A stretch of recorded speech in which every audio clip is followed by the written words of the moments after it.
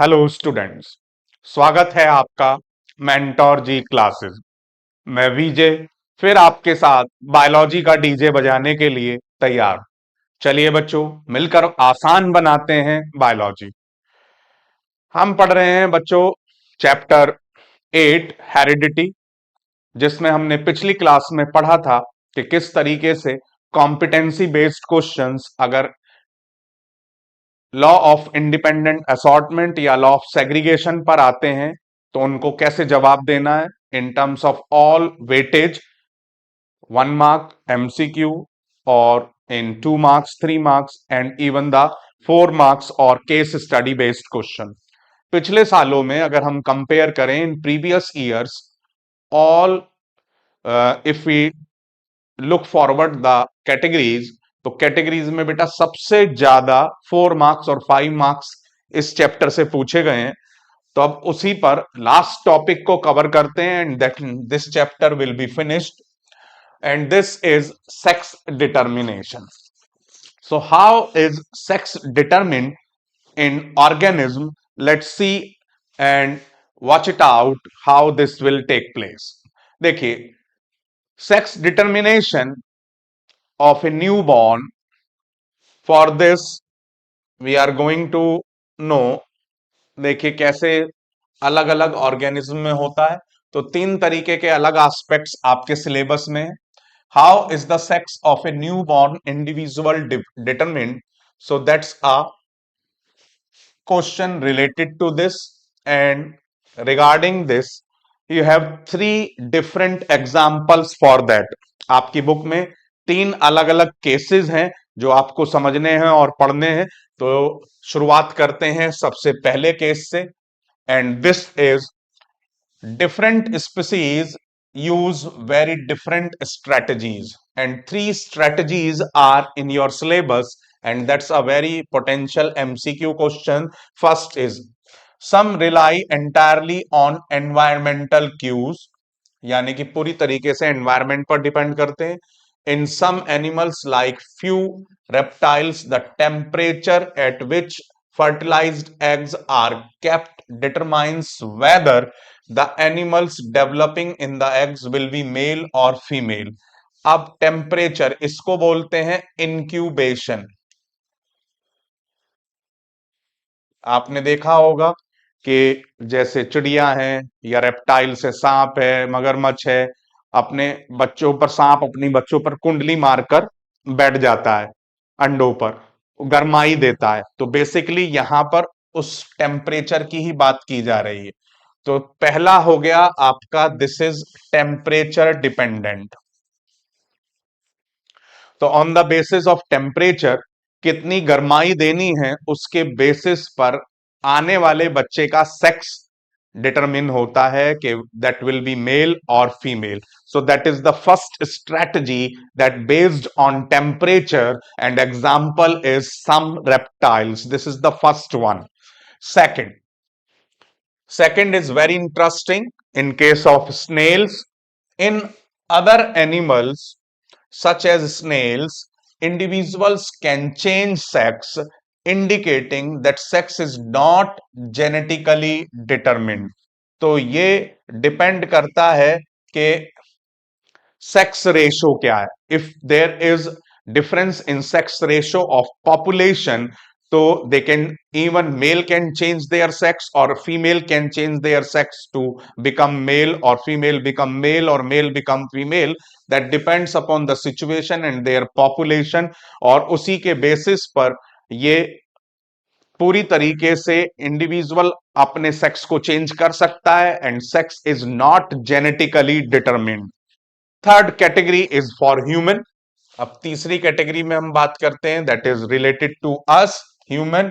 However, in human beings the sex of the individual is largely genetically determined. तो तीसरी category हो गई आपकी ह्यूमन की। तो देर आर 3 स्ट्रेटजीज जो आपके सिलेबस में, जो बुक में दे रखी हैं। पहला टेम्परेचर डिपेंडेंट हो गया, that is in reptiles. Second is not genetically determined, Even any individual can change their its sex, and in that is in snails. And thirdly, is sex is totally determined by genetics or genetically determined, and that is in human being. तो अब इसमें देखते हैं what they trying to say. In other words, the genes inherited from our parent decide whether we will be boy or girls. So but so far we have assumed that similar gene sets are inherited from both parents. If that is the case, how can genetic inheritance determine sex? अब देखिए इसी चीज को समझते हैं, और इसको समझने के लिए let's move to,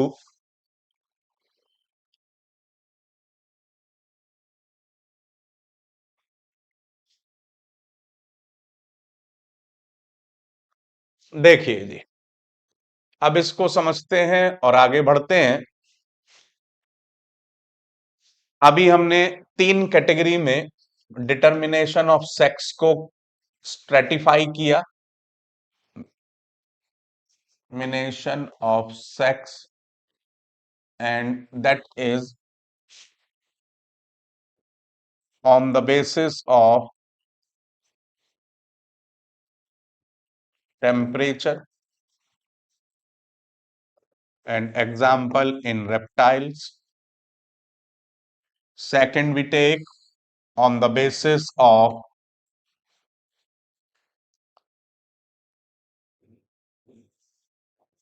sex change. Here sex determination is not genetically determined, is not related to genetics or genes, rather to say. For example, snails. And third is sex is determined genetically, and example is human. अब इसी basis को आगे बढ़ाते हुए बात करते हैं। देखिए, in human we all know there are 46 chromosomes. That means the 23 pairs. Out of these 23 pairs, 22 pairs are named as autosomes,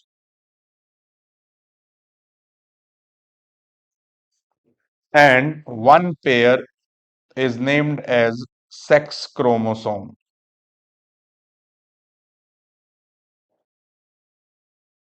In this, autosomes almost similar in male and female, but sex chromosome, if there is XX and XY, so that is male, and XX, that is female. So this is how sex is determined. अब इसको समझते हैं दूसरे basis पर।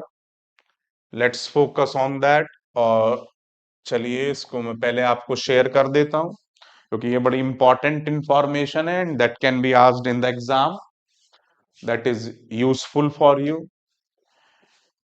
Put it in your notebook, अच्छे तरीके से इसको सेव करके रखिए, क्योंकि ये फ्यूचर यूज में आपके काम आने वाला है और बहुत ही इंपॉर्टेंट है। ये पिछली बार भी 4 नंबर के क्वेश्चन में आया है केस स्टडी बेस्ड में, तो इस बार भी हो सकता है किसी और बेसिस पर पूछा जाए, but that is very very important. So this is enough time. Okay, let's move to next. अब आगे चलते हैं और आगे समझते हैं इसको। देखिए जी, सपोज कीजिए कि that's a male germ cell and that's a female germ cell, that's a male germ cell and that's a female germ cell. अब आप जानते ही हैं male germ cell we have in testis and female germ cell we have in ovary, and there is meiosis. Meiosis, cell division हुआ meiosis. और meiosis होने के बाद यहां पर 50-50% अलग अलग तरीके के स्पर्म्स डेवलप हुए। यहां पर स्पर्म्स, और here 100% one type of eggs are develop. अब इनके अगर हम क्रोमोसोमल स्ट्रक्चर की बात करें तो here we have 44 chromosomes, these are autosomes, and we have the XY sex chromosome. Here we have the XX sex chromosome. So after division, you all know the reduction division or meiosis. Meiosis is the reduction division.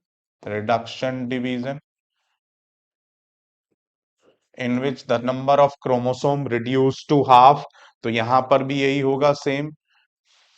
Autosome 22 बढ़ जाएंगे और एक में x chromosome वाला sperm हो जाएगा और एक वाई क्रोमोसोम वाला स्पर्म हो जाएगा।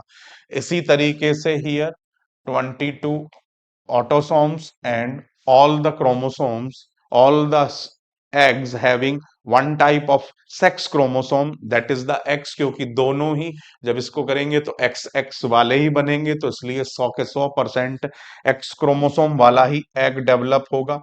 अब इफ देयर इज फर्टिलाइजेशन, तो फर्टिलाइजेशन में सेम ऑप्शन, एग के पास तो एक ही है, लेकिन जो स्पर्म्स हैं वो एक्स क्रोमोसोम वाला एग से फ्यूज हो या वाई क्रोमोसोम वाला स्पर्म एग से फ्यूज हो। So chances are these, so that is the formation of zygote. तो ये जाइगोट बन गया आपका, and that is named as fertilization, or you can say the fusion of male and female gamete, and that leads to again 22 there is 44 autosomes, and there is XX sex chromosome, and here 44 autosome and X and Y sex chromosome, that will be the baby boy, and this will be the baby girl. So this is how the sex is determined. So sex determination in human beings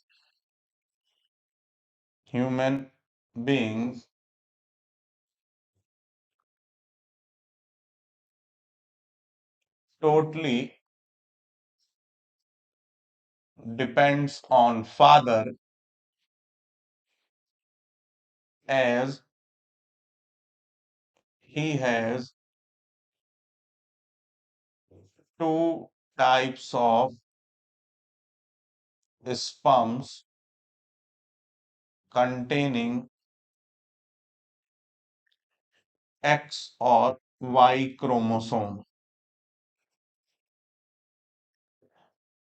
So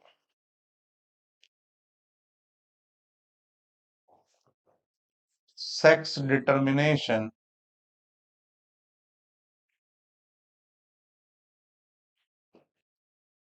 in human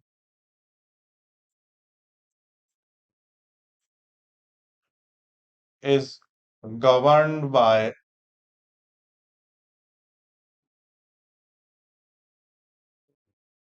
father, male, not by mother.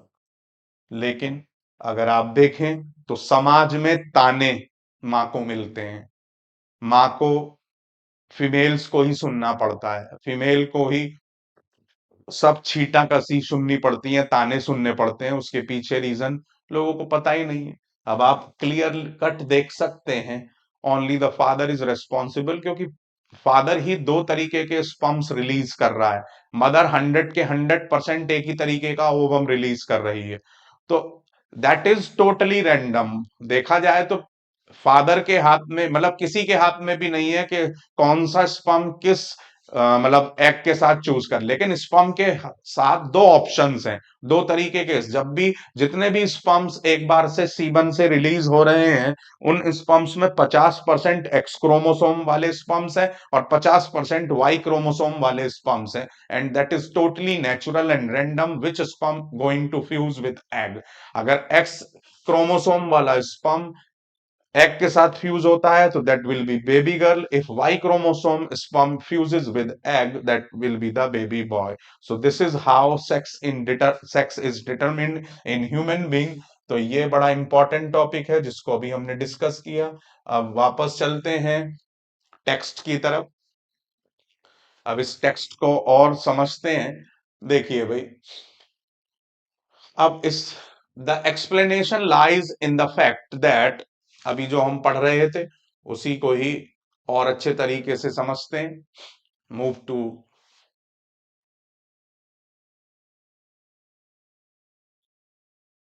The explanation lies, देखेंगे आप तो यहां पर भी उसी तरीके से दिखा रखा है। The explanation lies in the fact that all human chromosomes are not paired. Most human chromosomes have a maternal and paternal copy, and we have 22 such pairs जिसको अभी मैंने आपको नाम दिया autosomes.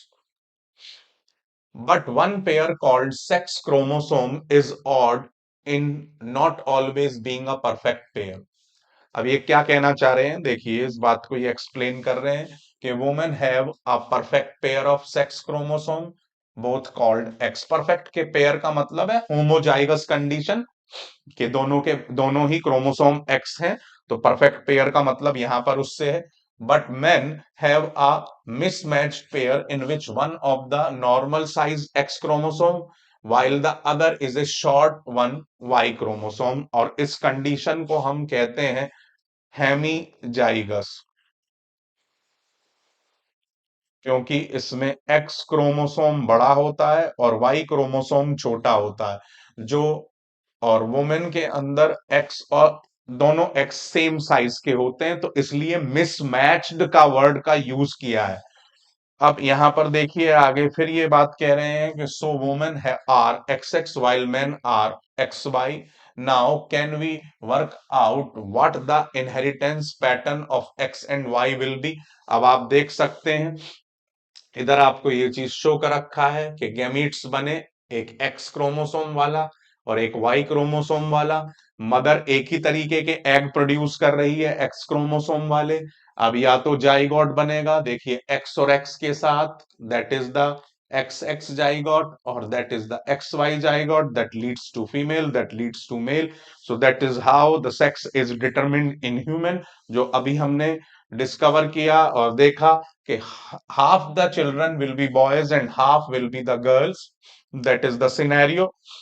All children will inherit an X chromosome from their mother regardless of whether they are boys or girls. ये बड़ा important है MCQ के लिए। एक्स क्रोमोसोम आता ही केवल एक एक्स क्रोमोसोम तो मदर से मिलना है, चाहे लड़का है चाहे लड़की है। That is universally truth, true true in all the human beings. Thus, the sex of the children will be determined what they inherited from their father. इसलिए सब कुछ डिपेंड इस बात पर करता है क्योंकि एक क्रोमोसोम एक्स क्रोमोसोम कॉमन है जो मदर से आना है। अब जो दूसरा आपका क्रोमोसोम है जो स्पर्म से आना है, एक तो मिलना है हमें एग से, वो एक्स है, उसमें कोई इफ एंड बट है नहीं। एक मिलना है हमें फादर से, अब वो एक्स भी हो सकता है और वाई भी हो सकता है। इसलिए आगे जो बच्चा पैदा होगा इन फ्यूचर, उसका सेक्स वो मेल होगा या female, that is only govern by father. So that's why father is responsible for the determination of sex in human beings. So a child who inherits an X chromosome from her father will be a girl, and one who inherits Y chromosome from will be a boy. So that's how sex is determined in human beings, and that is very, very important. Again, I am sharing the QR code. Please assign this, make the notes on the basis of that. That is very useful information, क्योंकि अभी इस साल भी इस बार के board paper में भी ये 4 मार्क्स में आया है। सो that is very very very important. अब भी ये किसी भी तरीके से आए लेकिन एग्जाम में आएगा जरूर, that is very important for your future perspective. Is it clear? आपने सभी ने इसको डाउन स्कैन कर लिया होगा। Let's move to next. अब आगे चलते हैं, आगे की चीजें समझते हैं। देखिए the question answers on the basis of that, how do Mendel's experiment show that traits में बी डोमिनेंट और रिसेसिव। तो इसमें सीधा सा भाई आप मोनो हाइब्रिड क्रॉस यानी कि लॉ ऑफ सेग्रीगेशन को F1 और F2 जनरेशन तक दिखा दें। और ये बड़ा सिंपल क्वेश्चन है जिसका आंसर आपको किसी भी एग्जाम्पल को लेकर, पी वाला एग्जाम्पल ले लें जो हमने पी के 7 अलग अलग करेक्टर्स लिए हैं, किसी भी एक करेक्टरिस्टिक्स को उसके बेसिस पर समझा दें। अब ये डिपेंड करता है जितने मार्क्स में हो उसके हिसाब से इसका एक्सप्लेनेशन दे दें, but that simple explanation what I am saying. How do Mendel's experiments show that traits are inherited independently? For that you have to explain dihybrid cross, जो हमने पिछली क्लासेस में पढ़ा। सिंपल किसी भी दो करेक्टर्स का एग्जांपल लेके you can explore it up to F2 generation by showing the phenotype ratio। और इसी तरीके से फर्स्ट क्वेश्चन में भी जीनोटाइप और फिनोटाइप दोनों रेशो शो करें। ठीक है जी। अब ये देखिए बेटा थर्ड क्वेश्चन जो है दैट्स अगर आप देखें तो it's a little bit faulty questions. तो क्योंकि इसीलिए ये एग्जाम में नहीं आता है। फॉल्टी से मतलब आपके सिलेबस में जितनी जानकारी है उसके हिसाब से आपका इसको करना थोड़ा सा पॉसिबल नहीं है। A man with blood group A marriage with a blood group O. देखिए हमें ब्लड ग्रुप के भी इनके हमें जीनोटाइप पता होने चाहिए। कायदे में इसका जीनोटाइप होता है IA IO या IA IA, जो अभी आपने सिलेबस में नहीं पढ़े हैं, ये 12th क्लास में है। इसी तरीके से दैट इज IOIO। तो ये बेसिकली रिसेसिव होता है, क्योंकि आप जानते ही हैं दोनों ही रिसेसिव फीचर नेक्स्ट जनरेशन में तभी अपीयर होता है जब मदर और फादर दोनों से ही रिसेसिव हो। और ये आपका ए जो है that is dominant on the basis and their daughter would be O. अब ओ ब्लड ग्रुप तभी हो सकता है जब ये वाला मदर फादर के पास हो, एक के पास ये हो, मदर के पास ये हो। तो अब अगर हम पनेट स्क्वायर डेवलप करेंगे इसका, तो मदर हैड IOIO और फादर हैज IA IO, क्योंकि इसके अलावा और पोजीशन हो ही नहीं सकती, क्योंकि दोनों के पास IO होना जरूरी है, तभी उनकी डॉटर जो ब्लड ग्रुप O है वो तभी पॉसिबल है, अदरवाइज पॉसिबल नहीं है। So that's why for this we what we have IAIO IAIO IOIO and IOIO। तो इस तरीके से तभी पॉसिबिलिटी बन सकती है, अदरवाइज पॉसिबिलिटी नहीं बन सकती। देखिए तभी डॉटर जो है वो पॉसिबल हो सकती है। अब ये कह रहे हैं is there information enough to tell you which of the trait blood group A और ओ इज डोमिनेंट। नहीं भाई, आपको उसकी पूरी जानकारी चाहिए। बिना जानकारी के how can you right whether the blood group A is dominant और ओ इज डोमिनेंट। ये तभी आप कह सकते हैं जब इसकी जेनेटिक बेसिस के बारे में आपको पूरी तरीके से पता हो। तो इसीलिए आज तक ये क्वेश्चन कभी पूछा नहीं गया, लेकिन अगर पूछा जाता है तो इसी तरीके से आपको एक्सप्लेन करना है जैसे मैंने बताया है। इसका और कोई दूसरा तरीका नहीं है। अब इसकी इतनी ज्यादा डिटेल मैं नहीं बता सकता, क्योंकि उसके लिए सिलेबस में बड़ा डीप जाना पड़ेगा, और वो आपके 12th क्लास में, that is not related to 10th। तो इतना ही आप इसको करके दिखा दें, so that is enough to explain whether A is dominant और ओ इज डोमिनेंट। तो A is dominant and O is recessive। Question number 4, how is the sex of child determined in human being. अभी मैंने आपको बताया कि किस तरीके से होता है, तो same you have to explain. Again I am sharing the QR code, तो उस QR कोड के बेसिस पर आप इन क्वेश्चंस के आंसर्स को सेव कर सकते हैं और फ्यूचर के लिए यूज कर सकते हैं, क्योंकि that is very very important. क्योंकि क्वेश्चन ही आने हैं एग्जाम में, इसलिए क्वेश्चन का आउटपुट हमारे दिमाग में बिल्कुल क्लियर होना चाहिए, ताकि हम उसको मल्टीपल एक्सेस एग्जाम में देख सकते हैं। क्योंकि कोई भी क्वेश्चन किसी भी फॉर्मेट में पूछा जा सकता है, 1 मार्क, 2 मार्क, 3 मार्क, 4 मार्क और even in the long. So this is, let's move to the exercise. अब एक्सरसाइज की तरफ बढ़ते हैं बच्चों। देखिए जी, अब एक्सरसाइज में पहला क्वेश्चन बड़ा इंपॉर्टेंट क्वेश्चन है, कई बार ये एग्जाम में आ चुका है, बोर्ड एग्जाम में, तो इसको समझते हैं। देखिए बच्चों, क्वेश्चन नंबर 1, ये भी बड़ा सिंपल है। देखिए,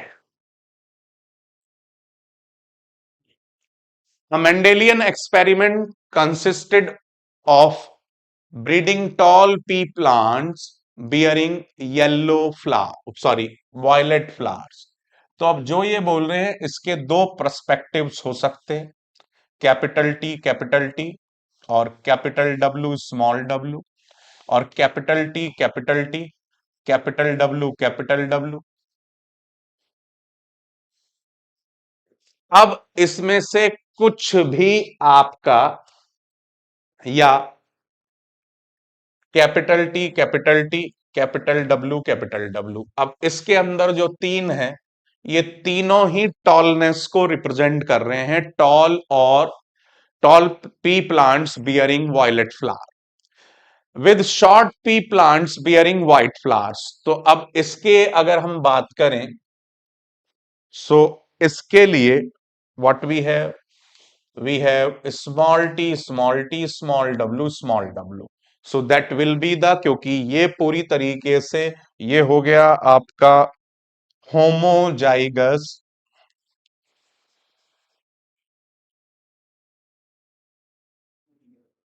that is pure homozygous recessive, और ये है आपका हेट्रोजाइगस, ये भी हो गया आपका हेट्रोजाइगस, और ये हो गया आपका होमोजाइगस।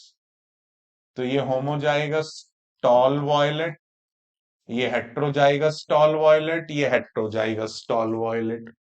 अब ये कह रहे हैं the progeny will bore violet flowers but almost half of them were short. तो देखो, उस प्रोस्पेक्टिव से जो ये बात कर रहे हैं कि half of them will short, तो शॉर्ट के लिए जीन होना बहुत जरूरी है, और शॉर्ट के लिए जीन होना बहुत जरूरी है, और सारे के सारे वॉयलेट फ्लावर्स हैं। तो इसका मतलब क्या है कि इसमें बेस्ट ऑप्शन आपका ये है, और ये भी हो सकता है, क्योंकि इसमें वॉयलेट डोमिनेंट है, यहां पर वॉयलेट डोमिनेंट है, लेकिन यहां पर हेट्रोजाइगस कंडीशन है, या होमोजाइगस होगा, या सी और डी में से ही ऑप्शन। उसकी वजह यह है कि हाफ ऑफ द प्रोजेनी है, शॉर्ट भी बता रहा है। तो शॉर्ट तभी हो सकता है जब दोनों पेरेंट्स का या तो ये कॉम्बिनेशन हो, और या कॉम्बिनेशन हो ये, तो ही ये पॉसिबिलिटी बन सकती है। तो इसलिए सी और डी, इसके दोनों ही ऑप्शन हो सकते हैं, बस best option is the D. सबसे बढ़िया ऑप्शन इसका डी है, क्योंकि उसमें बेस्ट चांसेस हैं डेवलपमेंट के। समझ में आ रही है जी बात बच्चों? तो दैट इज वेरी इंपॉर्टेंट, बड़े ध्यान से समझकर पेरेंट्स के जो जीनोटाइप हैं उनसे ही रिलेटेड होकर आपको चलना है, ये बहुत इंपॉर्टेंट बात है। नेक्स्ट देखिए, a study found that children with light eyed colours are likely to have light eyed colour. ठीक है, अगर बच्चे हैं, अगर लाइट कलर्ड आई वाले हैं, तो भाई सीधी सी बात है, पेरेंट भी लाइट कलर वाले होंगे, आई वाले होंगे। On this basis can you anything about whether the light I colour trait is dominant और रिसेसिव? देखिए भाई, वाई और वाई नॉट में ये है। अब इसमें आपके दो केसेस होंगे। मान लीजिए दोनों पेरेंट में से किसी एक के पास लाइट आई कलर है, और नेक्स्ट जनरेशन में लाइट आई कलर ही डेवलप हो रहा है, सो that will be the dominant. और मान लीजिए दोनों के पास लाइट आई कलर है, ठीक है जी, और फिर भी नेक्स्ट जनरेशन में आ रहा है, so that again will be dominant. और ऐसा भी हो सकता है कि दोनों में से किसी के पास भी लाइट आई कलर नहीं है, फिर भी नेक्स्ट जनरेशन में लाइट आई कलर आ रहा है, सो दैट विल बी रिसेसिव। तो इसमें इस तीन कंडीशन के साथ आप इस क्वेश्चन को समझाएंगे और इसीलिए ये बड़ा इंपॉर्टेंट क्वेश्चन हो जाता है। मेरी बात को फिर ध्यान से सुनिए बच्चों। If both the parents have light eyed colour, definitely the children also have light eye color. If one of the parent has and even it is appeared in the next generation, so that means that light eye color is dominant. If none of the parent has the light eye color and even it appeared in the next generation, so that means it is recessive. तो इस तरीके से आप इसको तीन perspective से explain करेंगे and that is very very important. I think you have understood well. Outline a project which aims to find the dominant coat color in dogs. तो सेम भाई ब्लैक कलर ब्राउन कलर, जो आप दो colour लेना चाहें common, जो आप देखते हैं ब्लैक एंड व्हाइट ले लें और उनमें सेम उसको दिखा दें। F1 जनरेशन और F2 जनरेशन जैसे लॉ ऑफ सेग्रीगेशन होता है सिंपल, उसी तरीके से। समझ में आ रही है बात? That is so simple, so easy. How is the equal genetic contribution of male and female parent ensured the progeny? Same sex determination you have to explain. उसी तरीके से आपको सेक्स डिटर्मिनेशन को समझाना है और बताना है। तो this is all what we have regarding this. और मैं इसका भी आपको क्यूआर कोड शेयर कर देता हूं फॉर फ्यूचर पर्सपेक्टिव। इसके लिए आप यूज करें, इसको अपने पास सेव रखें और इन क्वेश्चंस को बड़े ध्यान से अप्लाई करें और समझें, क्योंकि इसके बेसिस पर बोर्ड में कई बार इस लाइट आइड कलर पर ही लास्ट ईयर 4 मार्क्स का केस स्टडी बेस्ड क्वेश्चन था। So this is enough time to deal with this QR code. Okay, so that's all about this chapter. तो बच्चों ये चैप्टर भी आपका फिनिश हो गया, हेरिडिटी। अब नेक्स्ट क्लास में हम आवर एनवायरमेंट इस चैप्टर को स्टार्ट करेंगे और फिर हम एक एक करके बहुत अलग अलग केस स्टडी बेस्ड क्वेश्चन और आपका अलग अलग तरीके के सारे फॉर्मेट्स को डिफरेंट चैप्टर के हिसाब से मैचअप करेंगे, समझेंगे और एनसीईआरटी एग्जाम्पलर के भी कुछ इंपॉर्टेंट क्वेश्चंस को साथ के साथ डिस्कस करेंगे, क्योंकि एग्जाम आने वाले हैं, ताकि आप उन्हें इजीली सॉर्ट आउट कर सकें और लिख सकें। इसी तरीके से जुड़े रहिए बच्चों मेंटोर जी के साथ। मेंटोर जी के साथ जुड़कर क्लासेस को आसान बनाते रहिए और अपने सब्जेक्ट को आसान बनाकर इंटरेस्टिंग बनाइए।